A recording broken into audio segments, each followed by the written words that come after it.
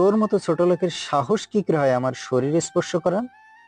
মেয়েটা আমার দুগালে থাপ্পড় দিয়ে বলল। আমি কি বলবো বুঝতে পারছি না। থাপ্পড়টা এত জোরে দিছে, আমার মনে হচ্ছে 5 আঙুল পুরোপুরি গেঁথে গেছে। পাশে একটা লোক দাঁড়িয়ে আছে। তখন চলে এলো মেয়েটার সামনে হিরোগিরি দেখাতে। লোকটা বলল, আপু কি হয়েছে? এই অসভ্য ছেলেটা ইচ্ছে করে আমার হাত ধরে টেনেছে। ভাইয়া বিশ্বাস করুন, আমি ইচ্ছে করে হাত ধরিনি। তোর মতো ছেলেদের ভালো করে চেনা আছে। তোরা রাস্তায় মেয়েদেরকে একা পেলে টিজ করিস। আজকে তোর টিজ করার মজা বের করব। আরো দুটো থাপ্পড় খেয়ে আমার চোখ দিয়ে পানি পড়তে লাগলো। মেয়েটা বলল, দেখ আমাকে ছোঁয়ার মজা, নেক্সট টাইম আমার আশেপাশে দেখলে পায়ের জুতা খুলে তোর মুখে মারবো। মেয়েটার একটা লোক চলে গেল। তখনও আমার চোখ দিয়ে পানি পড়ছে। আসলে যে অসহায় তার উপর সবাই নির্যাতন চালায়। কিছুক্ষণ আগে দেখলাম মেয়েটা কানে হেডফোন গুঁজে রাস্তা পার হচ্ছে, কিন্তু দূর থেকে একটা গাড়ি ওর দিকে হর্ন দিতে দিতে আসছে। এটা মেয়েটা খেয়াল করেনি। সে গানের তালে তাল রাস্তা পার হচ্ছে। এমন ভাবে রাস্তা পার হতে লাগলে শিওর অ্যাক্সিডেন্ট করবে। এজন্য আমি দৌড়ে গিয়ে মেয়েটার হাত ধরে টান দেই। আর তখনই সাই করে একটা ট্রাক মেয়েটার পাশে দিয়ে চলে যায়। তারপর মেয়েটার জীবন বাঁচানোর জন্য উদাহরণস্বরূপ কয়েকটা থাপ্পড় দেয়। ফুটপাত দিয়ে আনমনে হাঁটতে লাগলাম। আসলে যার মা বাবা নাই তার এই দুনিয়ায় কেউ নাই। ও, আপনাদের তো আমার পরিচয় দেওয়া হয়নি। আমি অনেক হাসান, পড়াশোনা অনার্স সেকেন্ড ইয়ারে। আমার বয়স যখন 7 বছর, বাবা মা দুজনেই রোড অ্যাক্সিডেন্টে মারা যায়, কিন্তু সেদিন আমি বেঁচে যাই। এরপর নানু আমাকে ওনার কাছে নিয়ে যায়। কয়েক বছর পর নানুও মারা যায়। এরপর থেকে মামার বাসায় থাকি। মামার বাসায় যে শান্তিতে থাকি তা না। উঠতে বসতে মামি খোঁটা দিবে, রান্না বাদে প্রায় সব কাজই আমাকে করতে হয়। তারপরও কেন জানি আমাকে দেখতে পারে না, মনে হয় আমি ওনার 2 চোখের বিষ। একটু পর বাসায় আসি। আমাকে দেখে মামি বলল, নবাবজাদার এতক্ষণে বাসায় আসার সময় হলো? তোরে না বলছি পাশের দোকান থেকে 1 বস্তা চাউল আনতে? চাউল না নিয়ে এসে খালি হাতে আসলি কেন? এবার সে কি তোর বাপের যে যখন যা ইচ্ছে হবে তাই করবি? তোরে বসিয়ে বসিয়ে ভাত দিতে পারবো না, মনে রাখিস কথাটা। এমন কথা প্রতিদিনই শুনতে হয়। এসবে অভ্যাস হয়ে গেছে। তাই কোনো কথা না বলে পাশের দোকান থেকে 1 বস্তা চাউল নিয়ে আসলাম। রাতে পড়ছি, তখন শুনলাম মামি মামাকে বলছে, তোমার ভাগ্নের কাণ্ড শুনেছো কি? অনেক আবার কি করলো? পাশাপাশি কাজের মেয়ে রেগু প্রস্তাব দিছে। মেয়েটা আমার কাছে এসে কি কান্না করা। অনেক মোটেও এমন ছিল না। তুমি কি বাসে থাকো যে ওর এসব কাজকর্ম সম্পর্কে জানবে? বলছি কি, আমাদেরও তো মেয়ে আছে, যদি ওর দিকে খারাপ নজর দেয় তাহলে কি হবে? দূর, অনেক তো আমাদের রিয়াকে নিজের বোনের মতো ভালোবাসে। দেখো, তোমার আবেগ দিয়ে কথা বলবে না। এখন একটু ভাবো, মেয়েটা তো বড় হয়েছে, কিছু হয়ে গেলে মুখ দেখাতে পারবো না। আমি আর ওনাদের কথা শুনলাম না। ভাবতেই খারাপ লাগছে, যাকে নিজের বোনের চোখে দেখি তাকে নিয়ে মামি কি সব ভাবছে। আর মামাকে কিসব উল্টাপাল্টা মিথ্যা বলে আমার সম্পর্কে বিরূপ ধারণা তৈরি করছে। যাক, এটা নতুন কিছু না। এসব নিয়ে আমাকে না ভাবলেও চলবে। এখন অনেক পড়া বাকি আছে। বই নিয়ে পড়তে বসলাম। পরের দিন মামি বলল ওনার বোনের মেয়ে আসবে, মেয়েটাকে স্টেশন থেকে নিয়ে আসতে বলল। এই মেয়েটাকে আমার একটু সহ্য হয় না, সব সময় অহংকার নিয়ে কথা বলে আর কথায় কথায় আমাকে অপমান করে। আজকে বাবা মা বেঁচে নেই বলে এসব সহ্য করতে হয়। স্টেশনে গিয়ে দেখি অহংকারী মেয়েটা বসে আছে। ও, ওর নাম সীমা। আমাকে দেখেই বলল, ওই চাকরের বাচ্চা চাকর, এতক্ষণ পরে আসলি কেন? দেখুন আমাকে যা ইচ্ছে বলেন, কিন্তু আমার বাবা মাকে নিয়ে কোনো বাজে কথা বলবেন না। তোর এত বড় সাহস, চাকর হয়ে মুখে মুখে তর্ক করিস? দেখ আজকে বাসায় গিয়ে তোর কি হাল করি। আমার চোখ দিয়ে পানি পড়ছে। আজকে এতিম বলে সবাই আমাকে মারে, বকা দেয়। নিজের বাবা মা থাকলে হয়তো এমন দিন দেখতে হতো না। কেন যে সেই দিন বেঁচে গেছিলাম? সেদিন বাবা মার সাথে আমিও কেন মরলাম না? ওই ফকিন্নির বাচ্চা, দাঁড়িয়ে না থেকে আমার ব্যাগগুলো নিয়ে আয়।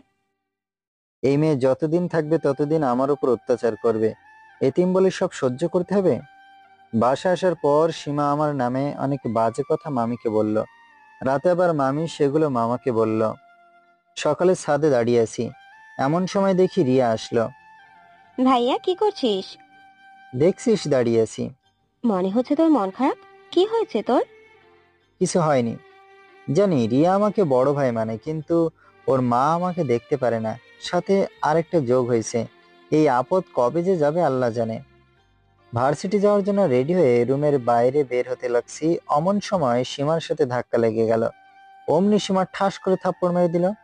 শয়তান লুচ্চা কোথাকার, মেয়ে দেখলেই জড়ি ধরতে ইচ্ছা করে তাই না? আজকে খালু আসুক, তারপর তো লুচ্চামি বের করবো। মামি সীমার কথা শুনে এসে সীমাকে বলল। কি হয়েছে? সীমা ন্যাকা ন্যাকা কান্না করে বলল। দেখো খালামণি, এই লুচ্চা অনেক আমার হাত ধরে ওর রুমে টান দিয়েছিল, আমি থাপ্পড় মারতে দেখে ছেড়ে দিয়েছে। মামি এসে ঠাস ঠাস করে আরো কয়েকটা থাপ্পড় মেরে দিল। আমি গাল ধরে বসে পড়লাম। মামি বলল। এতদিন দুধ খেয়ে কালসাপ পুষেছি, আজকে তোর মামা আসলে তারপর তোর বিচার হবে। ততক্ষণে তোর রুমের বাইরে যাওয়া বন্ধ। বলে মামি দরজা বাইরে থেকে আটকে দিল। আমি ফ্লোরে বসে কান্না করতে লাগলাম। আমার সাথে কেন এমন হয়? দুনিয়াটা বড়ই অদ্ভুত, বড়ই নিষ্ঠুর। যার আছে সব কিছু আছে, আর যার নেই কিছুই নেই। কান্না করতে করতে ফ্লোরে ঘুমিয়ে পড়ি। দুপুরের দিকে ঘুম ভেঙে যায়। ক্ষুধায় পেটটা জ্বলে যাচ্ছে। বাইরে থেকে আটকে দিছে, খুলতেও পারছি না। মামিকে ডেকে বললাম, সকালেও কিছু খাইনি, অনেক ক্ষুধা লাগছে, কিছু খেতে দেন। তোর মতো ফকিনীর বাচ্চারা দু একদিন না খেয়ে থাকলে মরবে না। এই বলে মামি চলে গেল। এখন আম্মুর কথা অনেক মনে পড়ছে। ছোটবেলায় নিজ হাতে আমাকে খাইয়ে দিত। আজ আম্মু থাকলে আমার সাথে কি এমন হতো? টেবিলে পানির বোতলে পানি আছে, ঢকঢক করে ওগুলো খেয়ে নিলাম। পানি খাওয়ার পর মনে হচ্ছে ক্ষুধাটা একটু কমছে, কিন্তু এই পানি খেয়ে কতক্ষণ থাকা যায়? রাতে মামা আসলো। আসার কিছুক্ষণ পর এসে আমার রুমের দরজা খুলে দিল। ভাবলাম মামা আমার জন্য খাবার নিয়ে এসেছে, কিন্তু আমার ধারণা ভুল প্রমাণিত হলো। মামা এসে আমাকে মারতে শুরু করলো। সারাদিন না খেয়ে আছি, কিছুক্ষণ মার খাওয়ার পর অজ্ঞান হয়ে যায়। মুখের উপর গরম কিছু অনুভব করলাম। চোখ খুলে দেখি সকাল হয়ে গেছে। সূর্যের আলো জানালা দিয়ে এসে আমার মুখের উপর পড়ছে। সারা শরীর ব্যথায় জমে আছে। তারপরও কষ্ট করে উঠলাম। রাতে মামাকে মামি কি বলেছে জানি না, হয়তো একগাদা মিথ্যা বলেছে, যার জন্য আমাকে এমন ভাবে মারলো। রুমের বাইরে আসলাম। রিয়া ড্রয়িং রুমে বসে টিভি দেখছে। আমাকে দেখে বলল। ভাইয়া, তোমার কাছ থেকে এটা আশা করিনি। আমি কি করলাম? গতকাল সীমা আপুর সাথে কি করেছো? কিছুই করিনি। মিথ্যা কথা বলবে না। আপু বলল তুমি আপুকে টেনে তোমার রুমে নিয়ে যেতে লাগছিলে কেন? সত্যি বলছি, আমি এমন কিছুই করিনি, বিশ্বাস কর আমাকে। তোমাকে বিশ্বাস করব নাকি আপুর চোখের পানিকে বিশ্বাস করব? সামান্য ধাক্কা লাগায় এত বড় মিথ্যা কথা বলছে, কান্না করছে। মানুষ কতটা নীচ হলে এমন কাজ করতে পারে? আমি রিয়াকে কিছু না বলে বাইরের রুমে চলে আসলাম। ইচ্ছে করছে মরে যেতে, কিন্তু আত্মহত্যা তো মহাপাপ। এজন্য এখনো বেঁচে আছি। জানি না এমন অত্যাচার কতদিন সহ্য করতে পারবো। কিছুক্ষণ পর সীমা একটা প্লেটে করে ভাত নিয়ে এসে টেবিলের উপর রেখে বলল। খেয়ে নে, অনেক কাজ করতে হবে। আমি আপনার কি ক্ষতি করেছিলাম যার জন্য আমাকে এমন শাস্তি দিলেন? তোকে আমার দুই চোখে দেখতে ইচ্ছা করে না, এর জন্য মার খাওয়াইছি। এখন থেকে যা বলবো তাই শুনবি, নাহলে এর চেয়ে ভয়ানক কিছু হবে। আমি কিছু না বলে তাড়াতাড়ি খাওয়া শুরু করলাম। খাওয়া শেষে প্লেট ধুয়ে রেখে আসি। এভাবে দিন কাটতে লাগলো। কয়েকদিন পর সীমা বলল। ওর রুম মুছে দিতে। রুম মোছা আমার কাজ না, আমি ওটা পারবো না। কি বললি ফকিন্নির বাচ্চা, পারবি না? আমার রাগ হয়ে গেল। দিলাম কষে কয়েকটা থাপ্পড়। সীমা কান্না করতে করতে চলে গেল। প্রতিদিন এত অত্যাচার আর ভাল লাগে না, যা হবার হবে। একটু পর সীমার সাথে মামি চলে এলো। এসেই কোনো কথা না বলে ঠাস ঠাস করে থাপ্পড় মেরে দিল। আমি দুগালে হাত দিয়ে দাঁড়িয়ে পড়লাম। আমার বোনের মেয়ের শরীরে হাত দেওয়ার মজা তোকে কড়াই গন্ডায় বুঝিয়ে দিব। খালামণি, এই লুচ্চাটা আমাকে একা পেয়ে জড়িয়ে ধরছিল, আমি ছাড়ানোর চেষ্টা করছি, আমাকে থাপ্পড় মারছে। আর দেখো, আমার জামার হাতাও ছিঁড়েছে। আমি তাকিয়ে দেখি ওর সত্যি সত্যি ওর জামার হাতা ছেঁড়া। কিন্তু আমি এই কাজ কখন করলাম?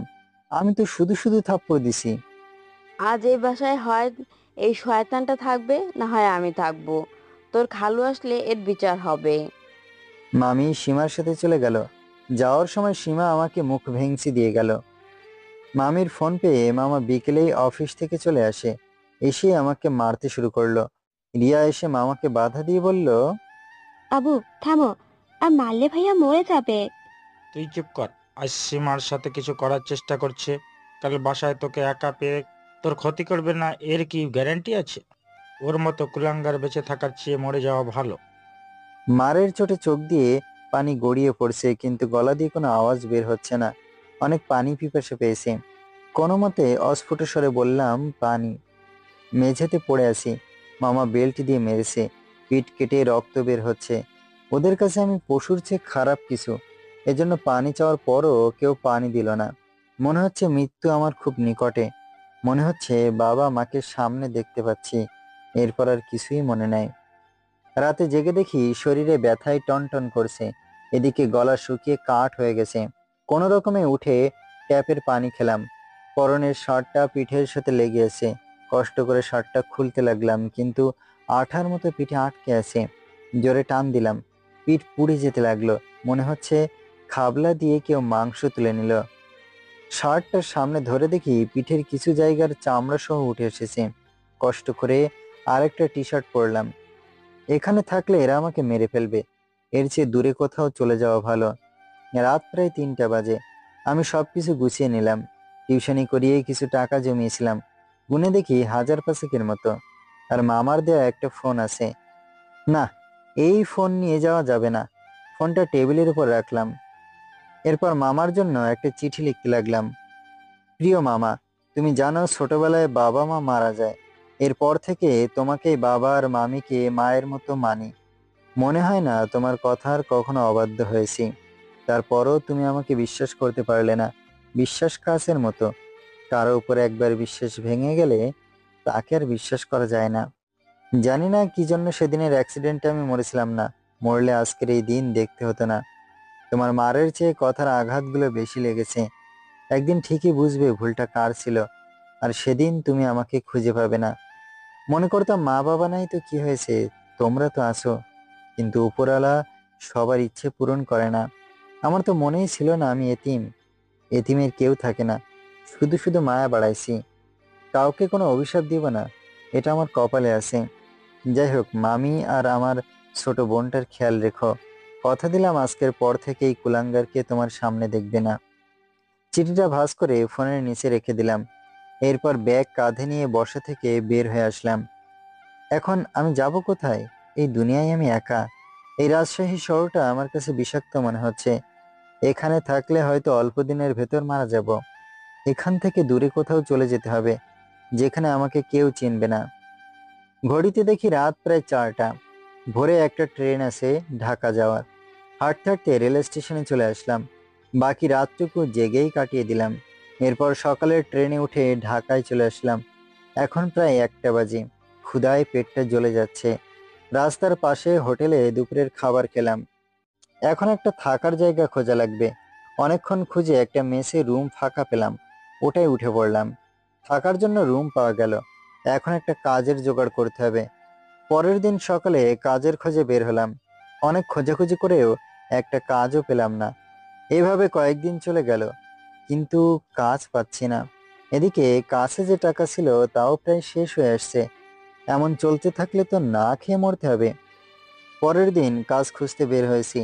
এমন সময় কোথা থেকে কয়েকটা ছেলে এসে আমাকে ঘিরে ধরলো। ওদের মধ্যে একজন চাকু বের করে বলল, কাছে যা আছে সব বের কর, না হলে এই যে ছুরি দেখছিস, এটা দিয়ে তোর পেট ফুটো করে দিব। বিশ্বাস করেন, আমার কাছে কোনো টাকা পয়সা নাই। শালা, মিথ্যা কথা বলিস কেন? তোরে দেখে তো মনে হচ্ছে না তুই ফকিন্নির পোলা। ভাই সত্যি বলছে, আমার কাছে টাকা নাই। এই, তোরা এই শালারে চেক কর।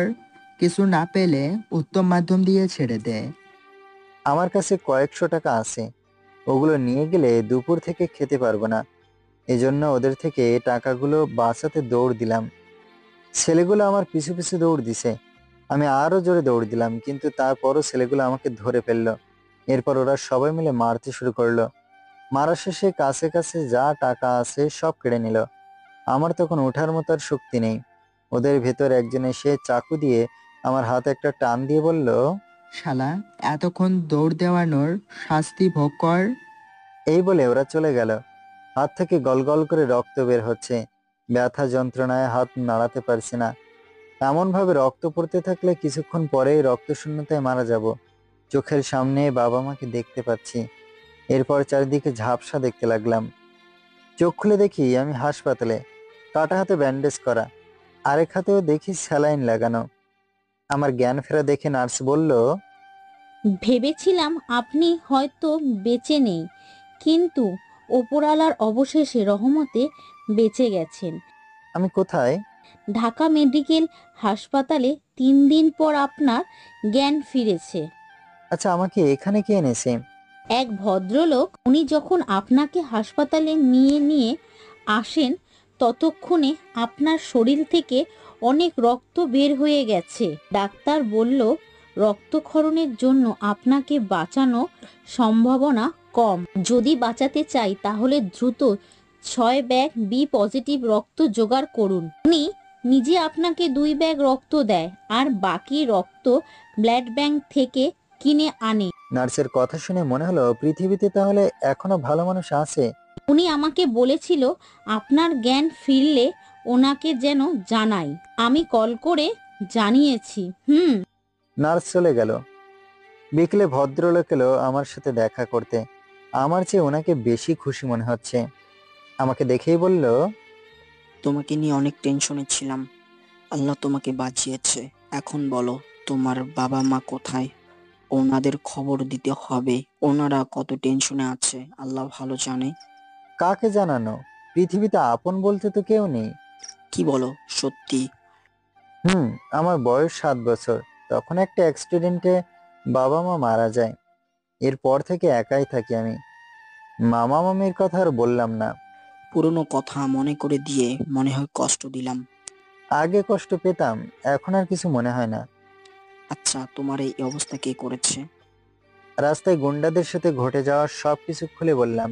সবকিছু শোনার পর উনি বলল, আচ্ছা, তাহলে কোনো কাজ পেয়েছো? না। উনি একটু ভাবলো, এরপরে বলল, আচ্ছা, তুমি কি কাজ পারো? রান্না বাদে প্রায় সব কাজই পারি। গাড়ি চালাতে পারো? পারি। আগে সুস্থ হও, তারপর তোমার কাজের ব্যবস্থা করা আমার দায়িত্ব। ধন্যবাদ আপনাকে। আচ্ছা, তোমার নাম তো জানা হলো না।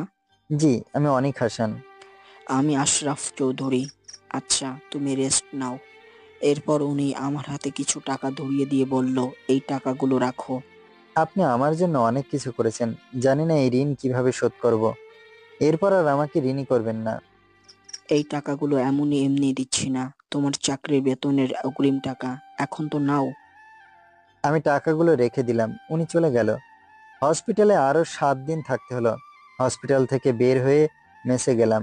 আশরাফ স্যারের কথা মতো সবকিছু গুছিয়ে নিয়ে ওনার দেওয়া ঠিকানা মতো জায়গায় আসলাম। সামনে তাকিয়ে দেখি অনেক সুন্দর একটা বাসা। দারোয়ান আমাকে বলল, কি চাই এখানে? এটা আশরাফ স্যারের বাসা না? কিন্তু উনি তো বাসায় নেই। ফিরতে বিকেল হবে, আপনি অন্য সময় আসুন। আমি আর কথা না বলে কিছু দূরে একটা রেস্টুরেন্টে গিয়ে বসলাম। ঘড়িতে দেখি 3টা বাজে। তার মানে আশরাফ স্যারের আসতে আরো 2 ঘন্টার মতো লাগবে। এখানে শুধু শুধু বসে থাকার চেয়ে আশেপাশে ঘুরে দেখা ভালো। আমি রেস্টুরেন্ট থেকে বের হয়ে হাঁটতে লাগলাম। কিছু দূর যাওয়ার পর একটা পার্ক পেলাম। আমি পার্কের ভেতরে ঢুকে ঘুরতে লাগলাম। হঠাৎ চোখ গেল একটা মেয়ের উপর। কেমন যেন চেনা চেনা লাগছে। ভাবতে লাগলাম কোথায় দেখেছি। মনে পড়েছে, এ তো সেই মেয়ে যাকে বাঁচানোর উপহার স্বরূপ থাপ্পড় দিয়েছিল। কিন্তু এ রাজশাহী থেকে ঢাকাতে কি করে? আমাকে যদি দেখে তাহলে সাথে ওর বান্ধবীদের দিয়েও মার খাওয়াবে। তার চেয়ে এখান থেকে কেটে পড়া ভালো। আমি মেয়েটার পাশ কাটিয়ে চলে যেতে লাগলাম। হঠাৎ কোনো মেয়ে যেন, এই ছেলে শোন। যাকে ইচ্ছে ডাকুক, এখানে দেরি করলে মার খেতে হবে। আমি আরো জোরে যেতে লাগলাম। মেয়েটা আবারও ডাক দিল, ওই থামবি নাকি গিয়ে ধরে আনবো? আমি পিছনে ঘুরে তাকালাম, তাকিয়ে দেখি সেই বদমাইশ মেয়ে ডাকছে। ওর পাশে আছে আরো 5টা মেয়ে। আসলে যেখানে বাঘের ভয় সেখানেই রাত হয়। আমি আস্তে আস্তে ওদের সামনে গিয়ে দাঁড়ালাম। ওই শয়তান লুচ্চা পোলা, তোকে না বলেছি আমার আশেপাশেও না আসতে, তারপর আমাকে ফলো করে রাজশাহী থেকে ঢাকা চলে এসছিস। বুদ্ধি করে কিছু একটা বলতে হবে, না হলে এই মেয়ে আর ওর বান্ধবীদের হাতে মার খেয়ে জীবনটাই চলে যাবে। মেয়েটা আবার ধমক দিয়ে বলল, ওই কথা বলছিস না কেন? আমার প্রশ্নের জবাব দে। দেখুন, আপনার কোথাও ভুল হচ্ছে। আপনি যাকে আমি ভাবছেন, আমি সে না। আর আমি তো আপনাকে চিনি না। তোর বাসা রাজশাহী না? ছোটবেলা থেকে ঢাকা থাকি। রাজশাহী আমার বাসা হতে যাবে কেন? আমার তো ভুল হতেই পারে না, কারণ আমি যাকে মনোযোগ দিয়ে একবার দেখি না, সহজে তাকে আর ভুলি না। আপনার চোখে সমস্যা আছে, চোখের ডাক্তার দেখান। আর হ্যাঁ, নেক্সট টাইম আমার সাথে এমন বেয়াদবি করলে থাপ্পড়ের দাঁত একটাও আস্ত রাখবো না বলে দিলাম। এরপর আর কিছু না শুনেই হনহন করে হেঁটে বের হয়ে আসলাম। যাক বাবা, বাঁচলাম। মিথ্যা না বললে হয়তো মেরে হাসপাতালে ভর্তি করতো। প্রায় 5টা বেজে গেছে। আমি চললাম আশরাফ স্যারের সাথে কথা বলতে। দারোয়ানকে জিজ্ঞেস করার পর বলল এসেছে। আমি ভেতরে এসে কলিং বেল বাজালাম। একটু পর আশরাফ স্যার এসে দরজা খুলে দিয়ে বলল ভেতরে আসতে। আমি বাসার ভেতরে প্রবেশ করলাম। বাসার বাইরে যেমন সুন্দর, ভেতরটা তার চেয়ে বেশি সুন্দর। স্যার আমাকে বলল সোফায় বসতে। আমি সোফায় বসতেই কে যেন কলিং বেল বাজালো। আশরাফ স্যার উঠে যেতে লাগলো। আমি ওনাকে বাধা দিয়ে বললাম আমি খুলে দিচ্ছি। দরজা খুলে দেখি এ তো সেই অহংকারী মেয়েটা দাঁড়িয়ে আছে। আমাকে দেখে বলল, ওই, তুই আমার বাসায় কি করিস? এটা আপনার বাসা হবে কেন? আমি তো আশরাফ স্যারের বাসা। উনি আমার বাবা। সামনে থেকে সর, নাহলে কানের নিচে দুটো লাগাবো।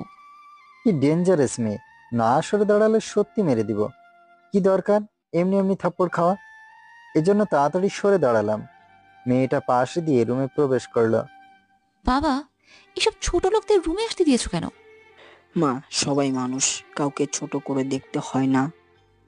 দেখো আব্বু, আমি তোমার এসব লজিক একদম শুনতে চাচ্ছি না। আমি আমার রুমে গেলাম। মেয়েটা হনহন করে দোতলায় উঠে গেল। আশরাফ স্যার বলল, তুমি ওর কথায় কিছু মনে করো না। আসলে মা মরা মেয়ে আমার একটু বেশি আদর পেয়ে এমন হয়ে গেছে। তবে ওর মনটা অনেক ভালো। মনে মনে বললাম, কেমন মন ভালো সেটা আমি খুব ভালোভাবে জানি।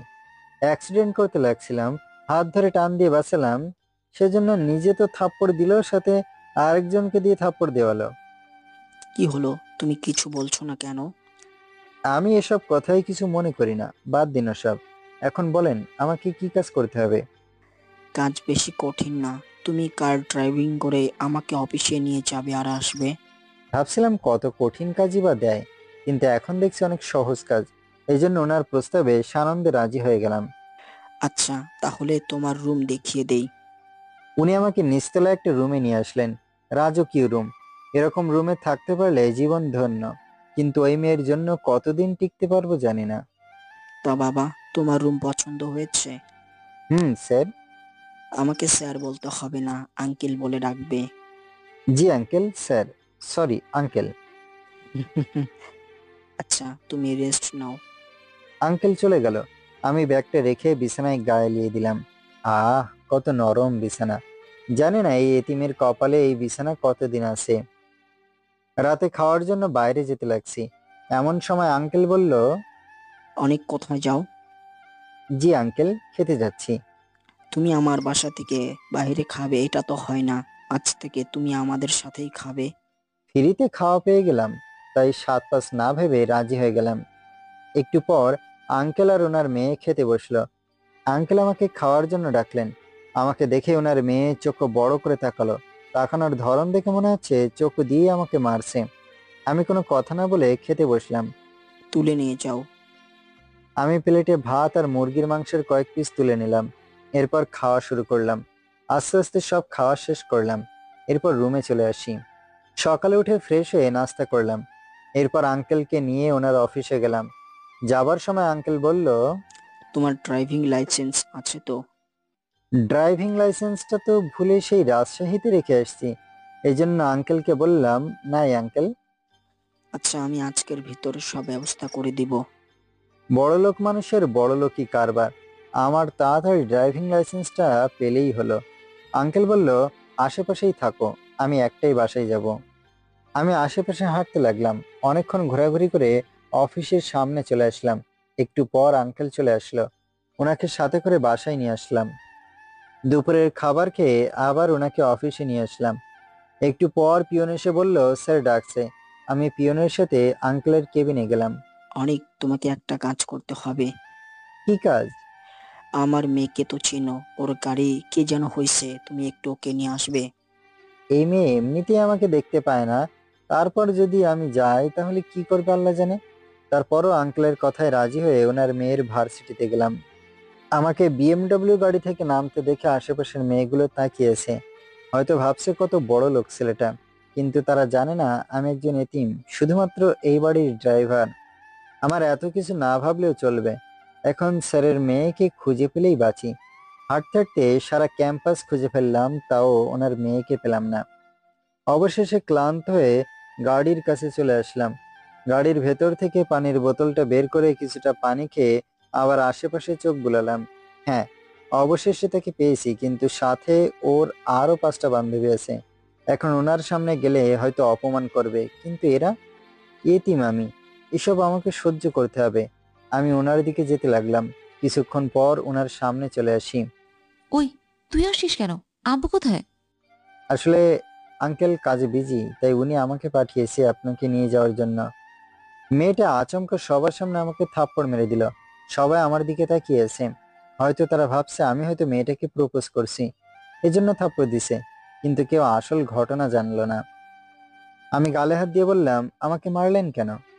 চাকরের বাচ্চা চাকর, তুই কোন সাহসে আমার আব্বুকে আঙ্কেল বললি? এরপর থেকে কোনো সময় যদি এরকম শুনেছি না, তাহলে তোর কপালে ভয়ানক দুঃখ আছে। আর আমাকে সব সময় ম্যাডাম বলে ডাকবি। জি ম্যাডাম। ওই, গাড়ির চাবি দে আর আমার সাথে আয়। আমি আমি ম্যাডামকে চাবি দিয়ে দিলাম। ম্যাডামের এক বান্ধবী বলল, আখি, তুই শুধু শুধু ছেলেটাকে মারলি। তোর যদি এতই মায়া লাগে তাহলে আমার বাড়ির চাকরকে বিয়ে করে নে। ম্যাডামের এই কথা শুনে ওর বাকি বান্ধবীরা হাসতে লাগলো। ভাবছিলাম তোদের মধ্যে মনুষ্যত্ব আছে, এখন দেখছি তাও নেই। তোদের মতো জানোয়ার রূপী বান্ধবী থাকার চেয়ে না থাকাই ভালো। এই বলে মেয়েটা চলে গেল। আজকে আমার বাবা মা থাকলে এই কথার জবাব দিতে পারতাম, কিন্তু ভাগ্যে আমার এসব আছে। আখি ম্যাডাম একটা গাড়ি দেখিয়ে বলল, ওটা আমার গাড়ি। ভার্সিটির গেট পেরিয়ে কিছু দূর গেলে একটা গ্যারেজ পাবি, ওখান থেকে এটা ঠিক করে তারপর বাসায় আসবি। আর হ্যাঁ, চুরি করে আবার নিয়ে যাস না, কারণ তোদের মতো ফকিরদের তো আবার বিশ্বাস নেই। আরো অনেক কিছু বলে গাড়ি নিয়ে চলে গেল। আমি একজন লোক ঠিক করে গাড়িটা ঠেলতে ঠেলতে গ্যারেজে নিয়ে আসলাম। গাড়ি ঠিক করতে অনেকক্ষণ লেগে গেল, ততক্ষণে রাত হয়ে গেছে। গাড়ি নিয়ে সোজা আঙ্কেলের অফিসে গেলাম। অফিসের দারোয়ান বলল, স্যার একটু আগেই বের হয়েছে। আমি কথা না বাড়িয়ে বাসায় চলে আসি। কলিং বেল চাপ দিলাম। আখি ম্যাডাম দরজা খুলে দিয়ে আমাকে বলল, যাক, ছোট লোকের বাচ্চাটা পালাইনি। স্যার কি এসেছে?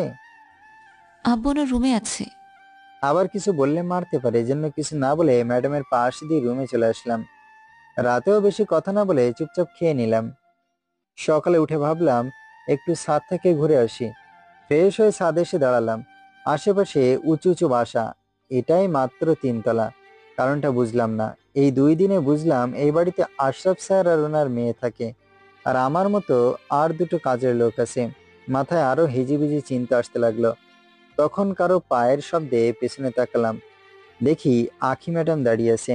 আমাকে ধমক দিয়ে বলল, এখানে কি করিস? ম্যাডামের ধমক শুনে ভয় পেয়ে গেলাম। এখন যদি আবার মারে, এজন্য ভয়ে ভয়ে বললাম, ম্যাডাম আমার ভুল হয়ে গেছে, জীবনে আর ছাদে আসবে না।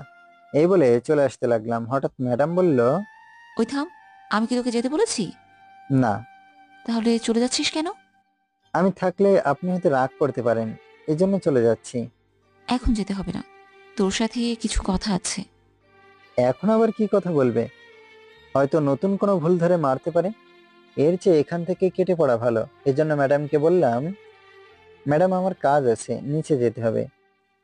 ওই, তুই আমার বাড়িতে থাকিস, আমার খাচ্ছিস, আবার আমার কথা অমান্য করছিস, এর পরিণাম কি হবে ভেবে দেখেছিস? অহংকারী হলে যা হয়, সাহায্য করে খোটা দেয়, এমন মানুষ আমার একদমই পছন্দ না। কিন্তু আশরাফ স্যার অনেক ভালো মানুষ, ওনার মেয়ে হয় জন্য সব অপমান সহ্য করতে হচ্ছে। অন্য কেউ হলে কষে কয়েকটা লাগিয়ে দিতাম। ওই, বিড়বিড় করে কি বলছিস? কিছু না ম্যাডাম, আপনি কি বলবেন জলদি বলেন, স্যারকে নিয়ে আবার অফিসে যেতে হবে। তোর নামটা যেন কি? অনিক হাসান। আচ্ছা, তুই পড়াশোনা করিস না? ম্যাডাম আমি এতিম, দুবেলা খাওয়া ঠিক মতো জোটে না, তার আবার পড়াশোনা। আমার কথা শুনে ম্যাডাম মনে হয় একটু কষ্ট পেল, এরপর বলল, তুই কি কখনো রাজশাহী গিয়েছিস? যদি বলি রাজশাহীতে এতদিন ছিলাম তাহলে মারতে পারে, কি দরকার খামাখা মার খাওয়া। এজন্য বললাম, দেখেন ম্যাডাম, আমি এর আগেও আপনাকে বলেছি কখনো আমি রাজশাহীতে যাইনি, তারপরও কেন জিজ্ঞাসা করছেন? সেটা তুই বুঝবি না, এখন তুই যেতে পারিস। আমি আর কথা না বলে চলে আসলাম। এরপর স্যারকে নিয়ে অফিসে গেলাম। অফিসের পাশের দোকানে বসে ভাবতে লাগলাম, রাজশাহীর পার্টটা পুরোপুরি শেষ করা উচিত। ওখানে আমার সকল সার্টিফিকেট আছে। এভাবে আমি সারা জীবন গাড়ির ড্রাইভারই করতে পারবো না। আমাকে পড়াশোনা করতে হবে, তাদের সবাইকে দেখাতে হবে আমি তাদের এত অত্যাচারের পরও হেরে যাইনি। কিছুদিনের ভেতর রাজশাহী গিয়ে আমার টিসি নিয়ে ঢাকার কোনো কলেজে ভর্তি হতে হবে। বিকেলে স্যারকে বললাম, আমার একদিনের ছুটি লাগবে। কবে লাগবে? 2 দিন পর। আচ্ছা। 2 দিন পর রাজশাহীতে চলে আসলাম। এসে সব সার্টিফিকেটগুলো কলেজ থেকে তুললাম। এরপর কলেজ থেকে টিসি নিয়ে ঢাকায় চলে আসলাম। বাসায় আসতে আসতে রাত হয়ে গেল।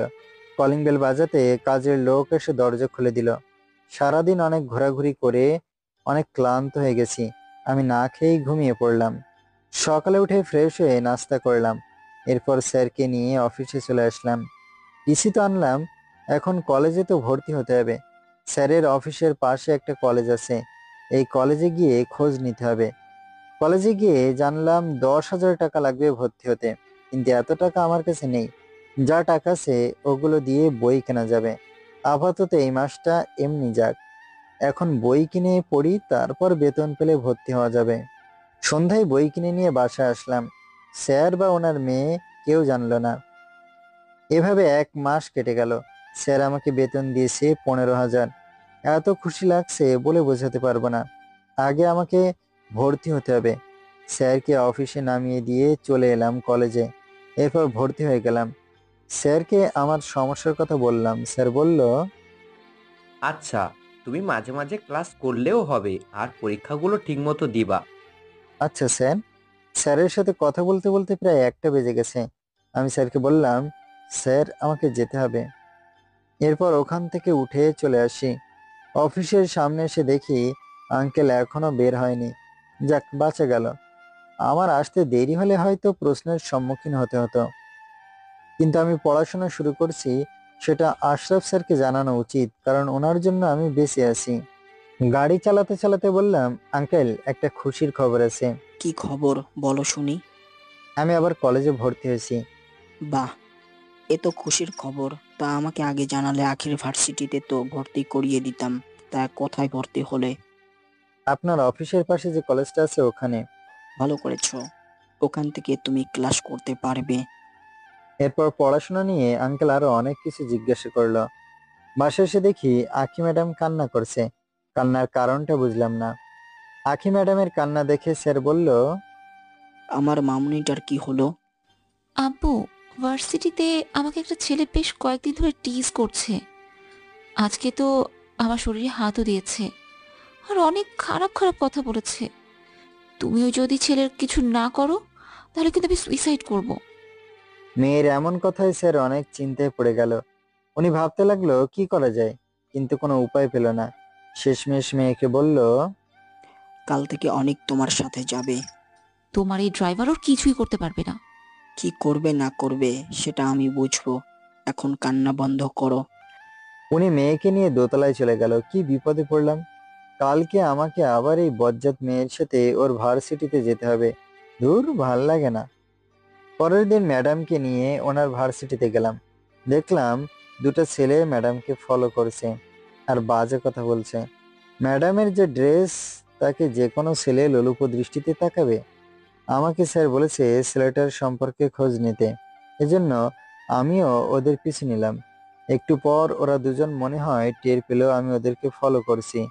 একজন ঘুরে আমাকে বলল, ওই শালা ড্রাইভারের বাচ্চা, মার খাওয়ার শখ না থাকলে বাঘ এখান থেকে, না হলে এমন মার দেব বাপের নাম ভুলে যাবি। আমি ওর কথা না শোনার ভান করে এগোতে লাগলাম। আমি ওর প্রায় কাছাকাছি চলে এসেছি। এমন সময় ওই ছেলেটা এসে আমাকে ধাক্কা দিল। এভাবে ধাক্কা মারলেন কেন? এইভাবে আমাদের ফলো করছিস কেন? আমি তো আপনাদের ফলো করছি না। আমি এখান দিয়ে আমার ম্যাডামের কাছে যাচ্ছিলাম। তুই তোর ম্যাডামের কাছে যেতে পারবি না? কেন? কারণ তোর ম্যাডামের সাথে আমরা একটু পর মাস্তি করব। ভাই, আপনাদের যা ইচ্ছা করেন, আগে আমাকে ম্যাডামের কাছে যেতে দেন। শালা চাকরের বাচ্চা চাকর, মানা করার পরও শুনছিস না? আমি মাটিতে পড়ে গেলাম। একে এমনি এমনি ছেড়ে দেওয়া যাবে না। আমাকে ধাক্কা দেওয়ার মজা এখনই দিব। আমি উঠে দাঁড়িয়ে ছেলেটার নাকের উপর একটা ঘুষি মেরে দিলাম, আর সাথে পা দিয়ে তলপেটে একটা কিক দিলাম। ছেলেটার নাক চেপে মাটিতে পড়ে গেল। এক ঘুষিতে বেচারার নাক দিয়ে রক্ত বের হতে লাগলো। আর যে জায়গায় কিক দিচ্ছি এত তাড়াতাড়ি ঠিক হবে না। ছেলেটার চিৎকার শুনে ওর সাথের ছেলেটা চলে এলো।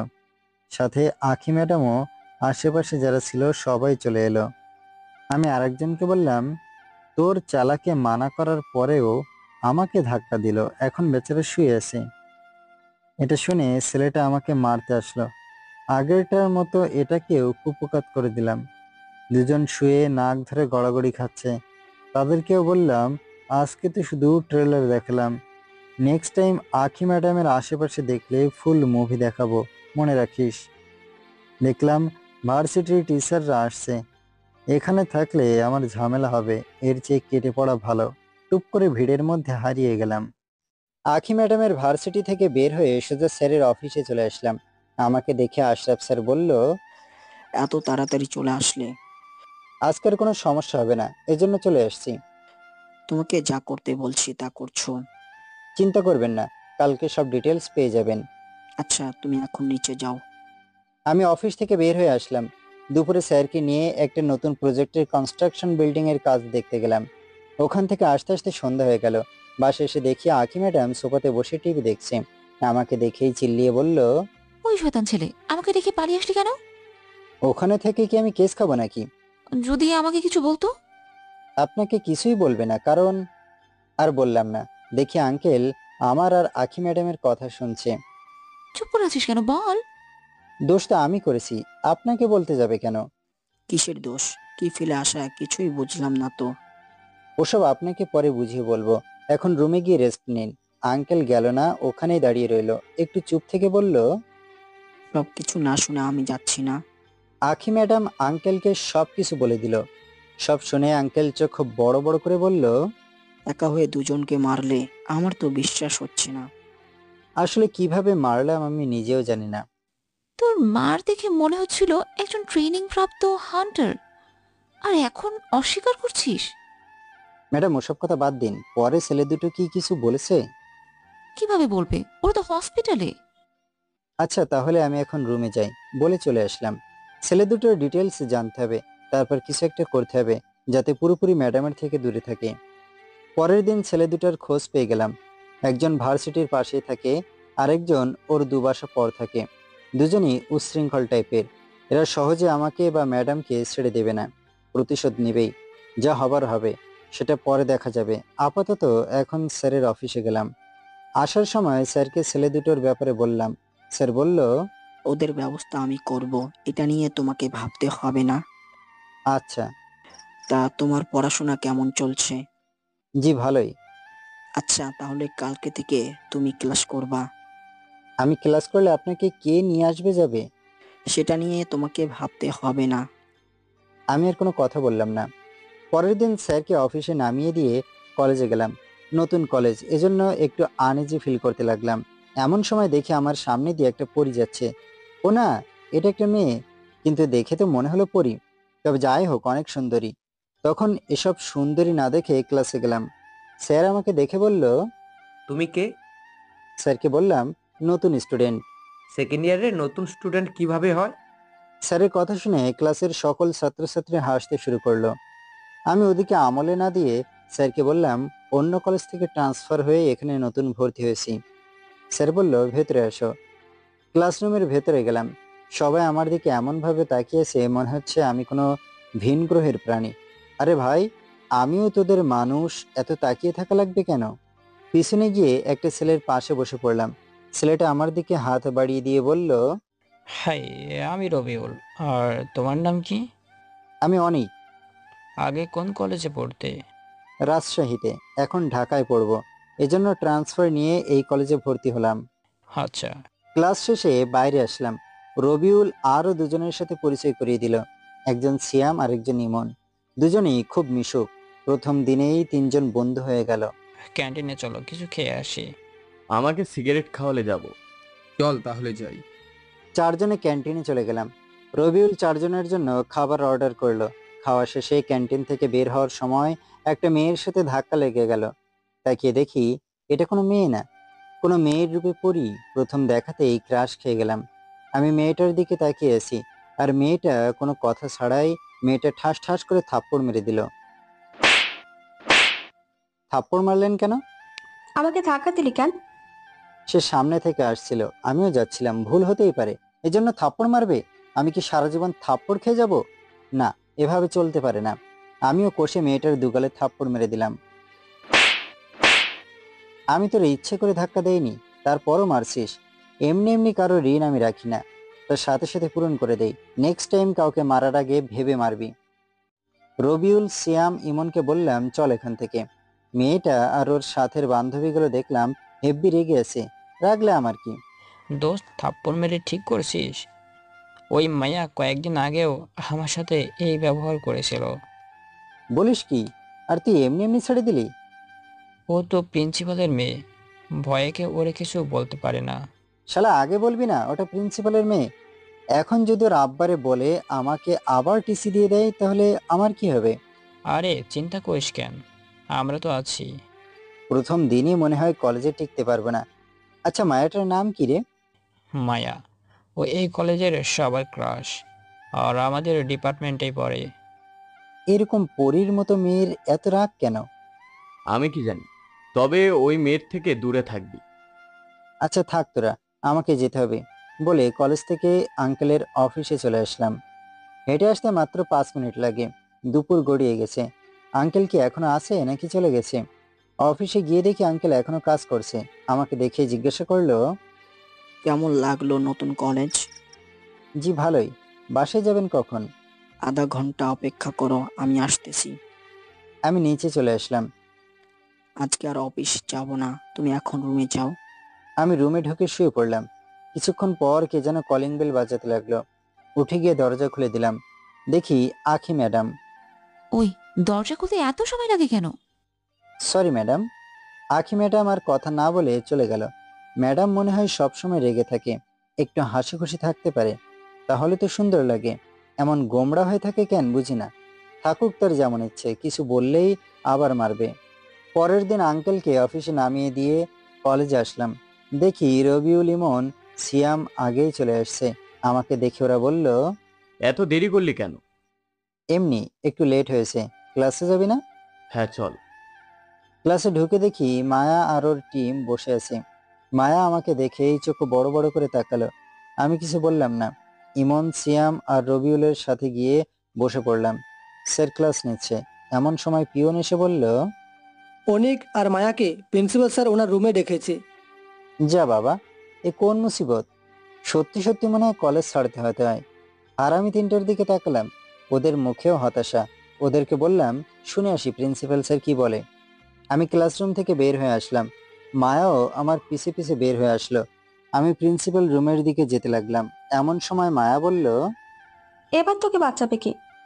ওই সামরি, থাপ্পড় আরো কয়েকটা দিব নাকি তোকে? তুই আমাকে কি বলতি? বয়রা হলি কবে থেকে? ওই, আমি বয়রা না। তাহলে যা বললাম শুনতে পেলি না কেন? তোর মতো ছোট লোকের কথা শুনতে আমার বয়ে গেছে। তোর শুনতে কইছি কেটাই? বাবার রুমে চলে আসছি, একটু পর তোর বাবাটা বাঁচাবো। প্রিন্সিপালের রুমে আগে মায়া ঢুকলো, তারপর আমি। স্যার বসে আছে, আমার দিকে রাগী চেহারা নিয়ে বলল, এই ছেলে, তুমি নাকি মায়াকে থাপ্পড় মেরেছো? মায়ের দিকে তাকালাম। দেখি শয়তানটা মিটি মিটি হাসছে। প্রিন্সিপাল স্যার আমাকে ধমক দিয়ে বলল, কি হলো, চুপ কেন? যা জিজ্ঞাসা করছি তার উত্তর দাও। হ্যাঁ স্যার, আমি মায়াকে থাপ্পড় মেরেছি, তবে সেটা এমনি এমনি না, সে দোষ করেছে এজন্য। ও দোষ করেছে আমাকে বলতে পারতে, শাস্তি দেওয়ার তুমি কে? স্যার আপনার কাছে বিচার কে দিছে? মায়া। আপনাকে কি বলেছে আমার বিরুদ্ধে? তুমি নাকি ওকে ধাক্কা দিয়েছো, আবার উল্টো থাপ্পড় মেরেছো। স্যার আপনাকে ঘটনার অর্ধেকটুকু জানানো হয়েছে, এজন্য এমন কথা বলছেন। পুরো ঘটনা জানলে হয়তো এমন কথা বলতেন না। তো তোমার মুখে শুনি কি হয়েছিল সেদিন। আমি স্যারকে সবকিছু খুলে বললাম। মায়া বলল, আম্মু ও মিথ্যা কথা বলছে। আমার বান্ধবীর থেকে শুনলে বুঝতে পারবে ও মিথ্যা বলছে। স্যার একটু চুপ থাকলো। এরপর মায়াকে বাইরে যেতে বলল। মায়া বাইরে গেলে স্যার উঠে রুমের দরজা আটকে দিল। মা আসলে খুব জেদি মেয়ে, ওকে সামলাতে আমার হিমশিম খেতে হয়। প্রায় দিনই কারো না কারোর সাথে ঝামেলা করে আর আমার কাছে বিচার দেয়। আমি জানি দোষটা ওর, নিজের একমাত্র মেয়ে বলে কিছু বলতে পারি না। এজন্য আমি ওর পক্ষ থেকে মাফ চাচ্ছি। এ কি করছেন স্যার? আপনি আমার গুরুজন, আমার কাছে মাপ চাইতে হবে না, এমনিতে আমি মাপ করে দিছি। আচ্ছা তুমি এখন যাও, পাগলিটাকে একটু উল্টাপাল্টা বুঝ দেই। আমি রুম থেকে বের হয়ে আসলাম। আমাকে দেখে মায়া একটা শয়তানি হাসি দিল। আমি ওর দিকে আর না তাকিয়ে ক্লাসে চলে আসলাম। একটু পর মায়াও চলে আসলো। প্রিন্সিপাল স্যার তোকে কি বললো? কত কিছু বলল। ভয় দেখাই নাই? আরে ধুর, জামাইকে কি ভয় দেখায় নাকি? স্পেশাল আপ্যায়ন করালো। মায়াকে শুনিয়ে বললাম। এটা শুনে মায়া আমার দিকে রাগি লোকে তাকিয়েছে। আশেপাশে আরো ছেলে মেয়ে আছে, জন্য কিছু বলতে পারছে না, না হলে তো মনে হয় আমাকে পিটাতো। এদিকে আমার কথা শুনে রবিউল, সিয়াম, ইমন হাসতে লাগলো। আরে শালারা হাসি থামা, না হলে মুখে হাতি যাবে। ক্লাস শেষে বাইরে আসলাম। ইমন বলল, চল সিগারেট খেয়ে আসি। অনেকদিন সিগারেট খাওয়া হয় না, ভাবলাম খেলে মন্দ হবে না। রবিউল আর সিয়াম ভদ্রপোলা, সিগারেট খায় না, তাই দুজনেই গেলাম। সিগারেট খেয়ে কিছুক্ষণ পর চলে আসলাম। চারজন বসে আড্ডা দিচ্ছি, তাকিয়ে দেখি মায়া আর ওর বান্ধবীরা আমার দিকে আসছে। এক একজনকে পাগলা ষাঁড়ের মতো লাগছে। ভাই, পাগল ঘাসের হাত থেকে বাঁচতে চাইলে পালা। আরে এত ভয় পাচ্ছিস কেন? আমি তো আছি। এই জন্যই তো ভয় লাগছে। চুপ শালা ভিতর ডিম, চুপচাপ বসে থাক। মায়া আর ওর বান্ধবীরা চলে আসলো। মায়া আমাকে বলল, ওই ক্লাসে কি বলছিস এখন আবার বল। ক্লাসে আমি কখন কথা বললাম? আজব তো। দেখুন ম্যাডাম, আপনার কোথাও ভুল হচ্ছে। বাহ, এখন তো নিজেকে সাধু বানাচ্ছিস, কিন্তু আমি সব শুনেছি। হ্যাঁ, আমি বলেছি জামাই আপ্যায়ন করেছে। এখন কি তোমার বরকে আদর করতে ইচ্ছে করছে? জানেমান ইচ্ছে করলে আদর করতে পারো, আমি কিছু বলবো না। তোর মতো অসভ্যকে আদর না জুতা খুলে মারা উচিত। ওই গতকাল থাপ্পড় খেয়েও তোর ভাব কমেনি নাকি? আরো দুটো দেবো? মায়া আমাকে মারার জন্য এগিয়ে আসতে লাগলো। ওর বান্ধবীরা এটা দেখে ওকে ধরে ফেললো। পারলে নিজে কিছু করিস, আব্বুকে ডাকিস কেন? আর আমার সামনে থেকে এখন ভাগ। মায়াকে ওর বান্ধবীরা নিয়ে গেল।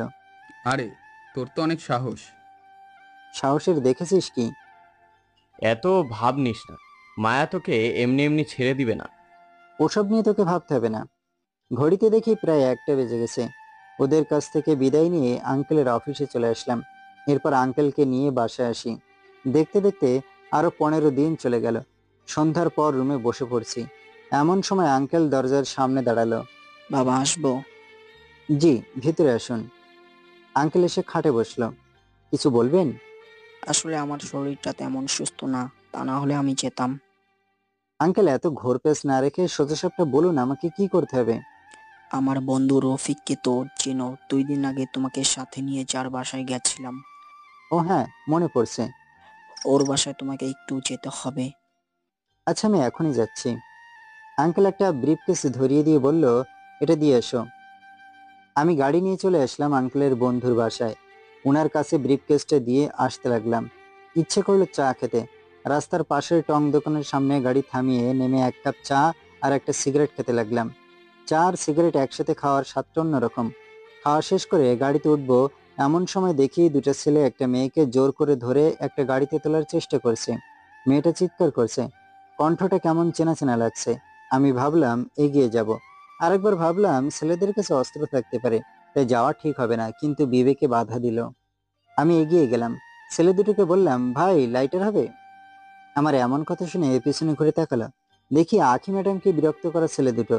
তাহলে কি এরা জোর করে ম্যাডামকে তুলে নিয়ে যাওয়ার চেষ্টা করছে? আমাকে দেখে একজন বলল, তোকে অনেক খুঁজেছি, আজকে তোর পাওনাটা শোধ করব। বলে আমাকে মারতে এলো। আমি জানতাম এমন হবে, এজন্য সাথে একটা ব্লেড আনছি। আমি ছেলেটার এক হাত ধরে ওর হাতের তালুতে ব্লেড দিয়ে এক টান দিলাম, এতেই কাজ হয়ে গেল। ভালো হাত দিয়ে কাটা হাত চেপে ধরলো, আর ওর সাথের জন এটা দেখে দৌড়ে পালালো। আমি মেয়েটার কাছে গেলাম। ওর মুখ ওড়না দিয়ে বেঁধে ফেলেছে। আমি আস্তে আস্তে মেয়েটার ওড়না খুলে দিলাম। মেয়েটা আমাকে না দেখেই জড়িয়ে ধরে কান্না শুরু করলো। মেয়েটা জড়িয়ে ধরায় শরীরে মনে হয় কারেন্ট বয়ে গেল। তারপরও নিজেকে কন্ট্রোল করে মেয়েটাকে ছাড়িয়ে নিলাম। আবছা আলোতে মেয়েটাকে ভালোভাবে দেখতে পেলাম না। হঠাৎ একটা গাড়ির হেডলাইটের আলো মেয়েটার মুখে এসে পড়লে মেয়েটাকে দেখে ভূত দেখার মতো চমকে উঠলাম। এ তো সীমা, যার জন্য আমাকে বাসা ছাড়তে হয়েছে। ওকে দেখার পর আমার পুরোনো দিনের কথা মনে পড়ে গেল। ইচ্ছে হচ্ছে কষে কয়েকটা থাপ্পড় মারি, কিন্তু দিলাম না। সীমাও মনে আমাকে দেখে চমকে উঠেছে। এখানে আমাকে আশা করেনি। ওর চোখ ছলছল করছে। এখানে বেশিক্ষণ থাকলে আরো কষ্ট বাড়বে। এজন্য আমি কিছু না বলেই চলে আসছিলাম। পেছন থেকে সীমা বলল, প্লিজ অনেক দাঁড়াও। একটা লুচ্চা ছেলের সাথে আপনার কি কথা আছে? আমি সত্যি অনেক লজ্জিত। তোমার সাথে যা করেছি তার জন্য আমাকে যা শাস্তি দেবে তা আমি মাথা পেতে নেব। তখন আপনার এই মন মানসিকতা কোথায় ছিল? তখন তো ভালোই অপমান করলেন, মার খাওয়ালেন, আবার অপবাদ দিয়ে বের করে দিলেন। পারবেন আমার সেই দিনগুলি ফিরিয়ে দিতে? জানি পারবেন না। আপনি আমাকে মারের চেয়ে মনে বেশি আঘাত দিয়েছেন, যা আমি কখনো ভুলতে পারবো না। সীমা দাঁড়িয়ে কান্না করছে। করুক কান্না, তাতে আমার কি? ভাবলাম চলে আসব, কিন্তু এভাবে রাস্তায় রেখে গেলে ওর বিপদ হতে পারে, আর সেজন্য আমি দায়ী থাকবো। মানলাম সীমা আমাকে অনেক কষ্ট দিছে, কিন্তু আমি ওর মতো না। ভাবলাম ওকে বাসায় এগিয়ে দিয়ে আসি। এখানে দাঁড়িয়ে থাকবেন নাকি বাসায় যাবেন? সীমা কিছু বলছে না, কান্না করেই যাচ্ছে। এভাবে ন্যাকা কান্না ভালো লাগছে না। এই জন্য জোরে একটা ধমক দিয়ে বললাম, কান্না বন্ধ কর, নাহলে কানের নিচে কয়েকটা লাগাবো। ধমক শুনে ওর কান্না থেমে গেল। আমি বললাম গাড়িতে বসতে। সীমা হয়তো গাড়িতে বসার কথা শুনে অবাক হয়েছে। ভাবছে আমি গাড়ি পেলাম কিভাবে। যা ইচ্ছে ভাবুক, এখন ওকে নামিয়ে দিয়ে আসলে বাঁচি। আপনার বাসার অ্যাড্রেস বলেন। সীমা অ্যাড্রেস বলল। বেশি দূরে না, যেতে 15 মিনিট লাগবে। রাস্তা ফাঁকা। গাড়ি ফুল স্পিডে ড্রাইভ করতে লাগলাম। এদিকে সীমা আমার দিকে তাকিয়েছে।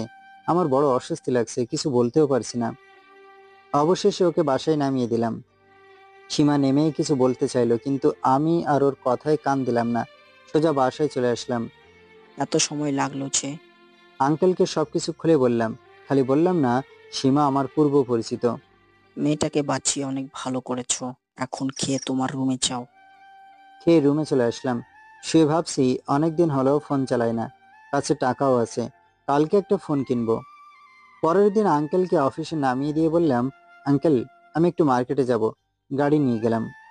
আচ্ছা নিয়ে যাও, তবে দুপুরের ভেতর চলে এসো। আঙ্কেলের মন অনেক ভালো, আমাকে বিশ্বাস করে।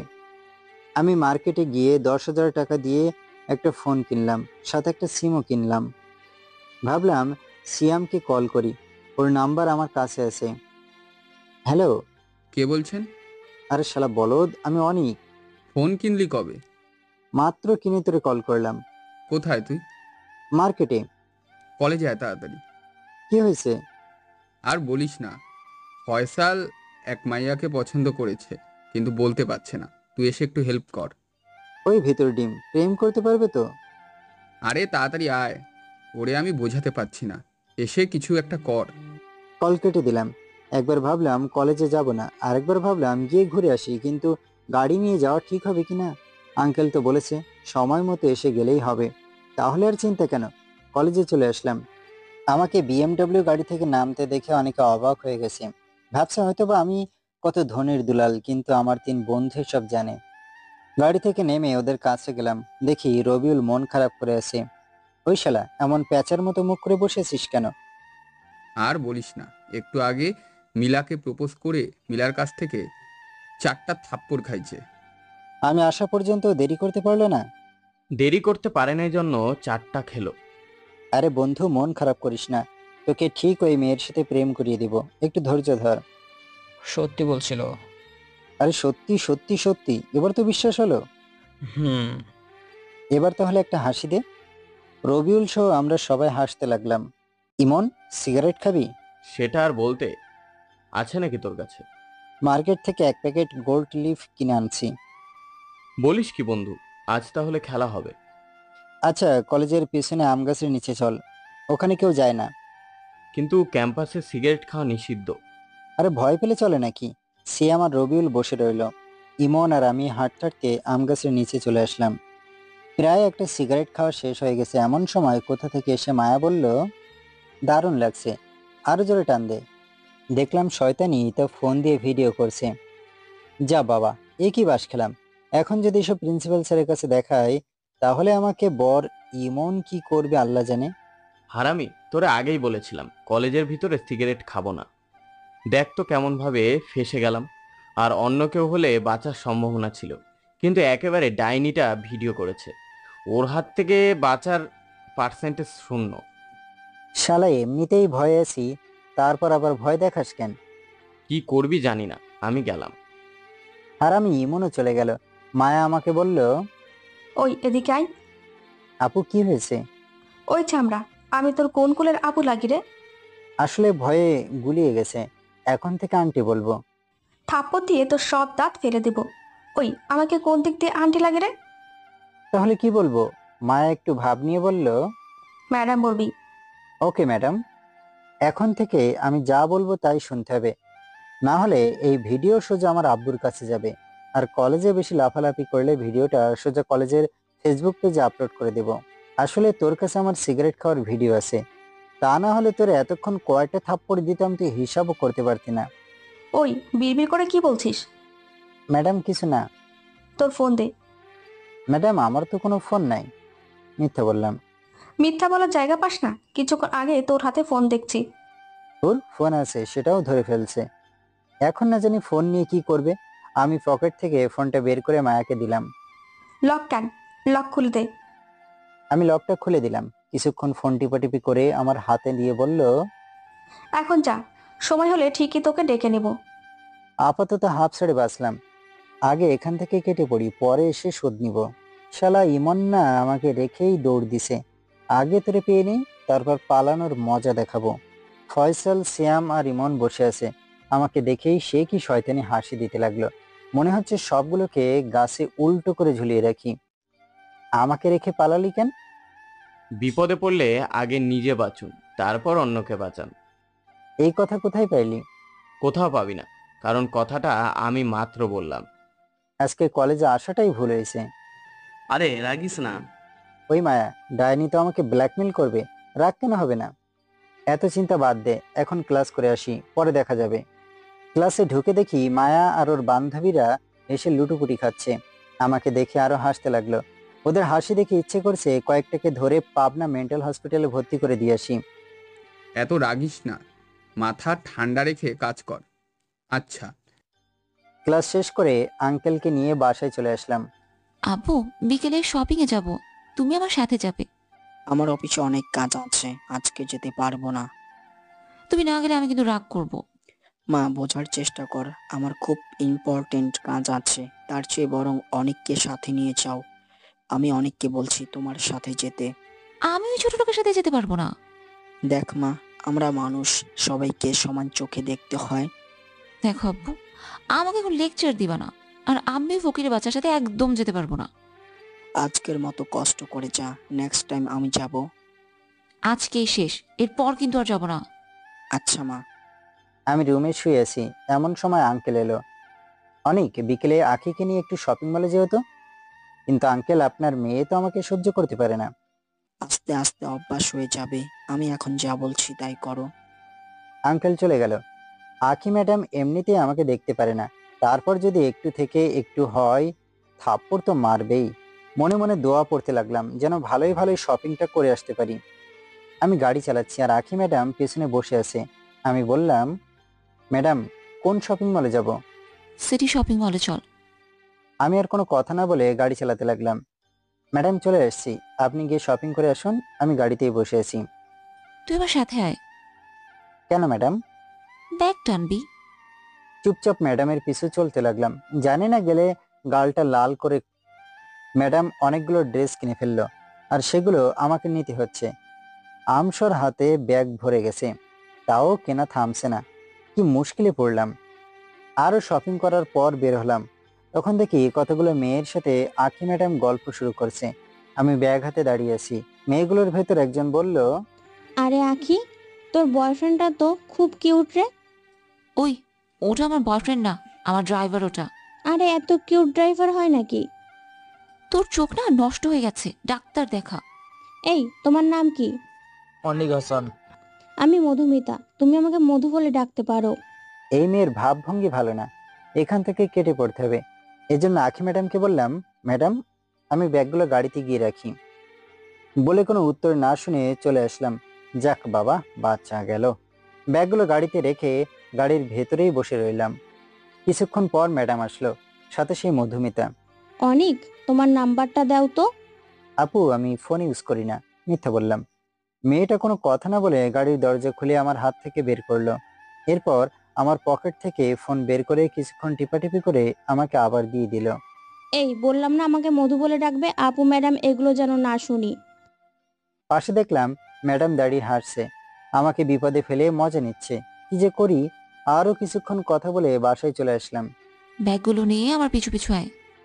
আমি ব্যাগগুলো নিয়ে ম্যাডামের পিছু পিছু গেলাম। সোজা ম্যাডামের বেডরুমে চলে আসলাম। এই প্রথম ম্যাডামের বেডরুমে আসলাম। অনেক সুন্দর রুম, দেওয়ালে ম্যাডামের কয়েকটা ছবি টাঙানো। ব্যাগগুলো কোথায় রাখবো? বিছানায় রাখ। আমি ব্যাগগুলো বিছানায় রেখে আসতে লাগলাম। এমন সময় ম্যাডাম বলল, আমার ওই বান্ধবীর থেকে দূরে দূরে থাকবি, না হলে না তোর কপালে দুঃখ আছে। আজব তো, আমি কি ওনার বান্ধবীর সাথে আগ বাড়িয়ে কথা বলতে গেছি নাকি? হুদাই সন্দেহ করে। ওই এখন যা, আর যা বলছি মনে রাখিস। কোনো কিছু না বলে রুমে চলে আসলাম। রাত 11টা, পড়া শেষ করে শুয়ে ফেসবুক চালাচ্ছি। এমন সময় আননোন নাম্বার থেকে কল আসলো। আমার নাম্বার তো হারামি 3টা ছাড়া তো কেউ জানে না। তাহলে কে হতে পারে? খুঁজে পেলাম না। এর ভেতর দুবার রিং হয়ে গেছে। তৃতীয়বার কল রিসিভ করতেই, ওই কল রিসিভ করতে এতক্ষণ লাগে কেন? কোনো মেয়ে আমাকে এভাবে ঝাড়ি দিতে পারে? খুঁজে কাউকে পেলাম না। কি হলো, কথা বলছো না কেন? আপু কে আপনি? ওই কে তোর আপু? আপনি? হারামি, আমি তোর আপু না। তাইলে কে আপনি? আমি মায়া। কি হয়? আমার নাম্বার পেলেন কিভাবে? তোমার ফোন থেকে নিচ্ছি। হঠাৎ তুমি করে বলছেন, ব্যাপার কি? একসাথে পড়ি, এই জন্য তুমি করেই বলছি। আপনার ব্যবহারও তো ভালোভাবে বুঝতে পারিনি। এত বুঝতে হবে না। আচ্ছা কি করো? শুয়ে আছি। আপনি? তোমার সাথে কথা বলছি। গুড নাইট ম্যাডাম, কল রাখলাম, আমি ঘুমাবো বলে কল কেটে দিলাম। আমাকে ফাঁসানোর চেষ্টা করে লাভ নেই ম্যাডাম, আমি তোমার কথার জালে ধরা দিচ্ছি না। মনে মনে বললাম। ঘুম থেকে জেগে উঠলাম আখি ম্যাডামের চিল্লানিতে। ভাবলাম কি হলো, একটু গিয়ে দেখে আসি, মানবতা বলতে কিছু আছে তো। গিয়ে দেখি আঙ্কেল ম্যাডামের দরজার সামনে দাঁড়িয়ে আছে। আমি গিয়ে জিজ্ঞাসা করলাম, আঙ্কেল কি হয়েছে?